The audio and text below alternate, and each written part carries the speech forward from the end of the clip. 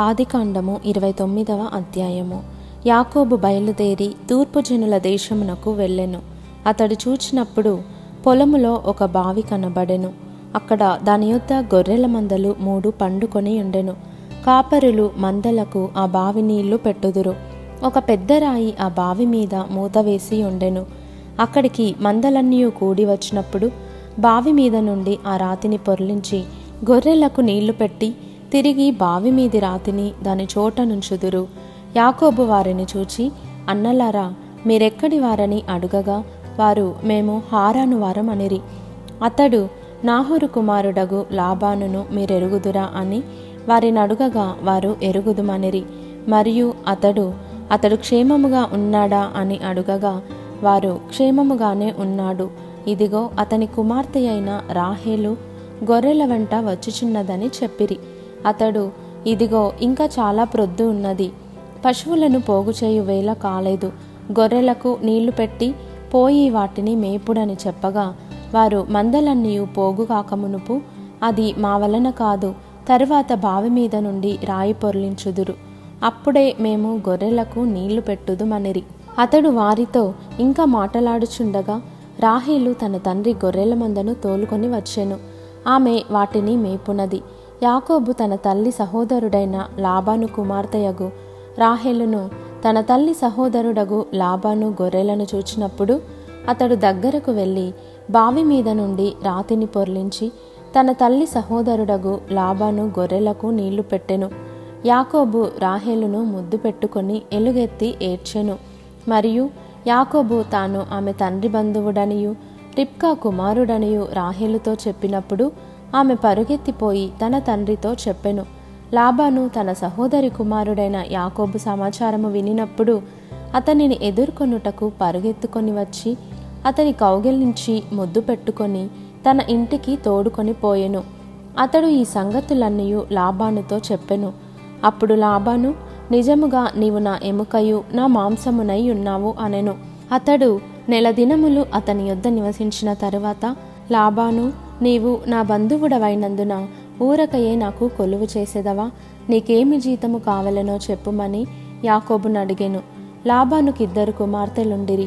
వారిలో పెద్దదాని పేరు లేయా, చిన్నదాని పేరు రాహేలు. లేయా జబ్బు కండ్లు కలది, రాహేలు రూపవతియు సుందరియునై ఉండెను. యాకోబు రాహేలును ప్రేమించి, నీ చిన్న కుమార్తె అయిన రాహేలు కోసము నీకు 7 సంవత్సరములు కొలువు చేసేదనెను. అందుకు లాబాను, ఆమెను అన్యునికిచ్చుట కంటే నీకిచ్చుట మేలు, నా యొద్ద ఉండుమని చెప్పగా యాకోబు రాహేలు కోసము 7 సంవత్సరములు కొలువు చేసెను. అయినను అతడు ఆమెను ప్రేమించుట వలన అవి అతనికి కొద్ది దినములుగా తోచెను. తరువాత యాకోబు, నా దినములు సంపూర్ణమైనవి గనుక నేను నా భార్య యొద్దకు పోవునట్లు ఆమెను నాకిమ్మని లాబాను అడుగగా లాబాను ఆ స్థలంలోనున్న మనుషులనందరినీ పోగు చేసి విందు చేయించి రాత్రివేళ తన కుమార్తె అయిన లేయాను అతని యొద్దకు తీసుకొని పోగా యాకోబు ఆమెను కూడెను. మరియు లాబాను తన దాసి అయిన జిల్పాను తన కుమార్తె అయిన లేయాకు దాసిగా ఇచ్చెను. ఉదయమందు ఆమెను లేయా అని ఎరిగి అతడు లాబానుతో, నీవు నాకు చేసిన పని ఏమిటి?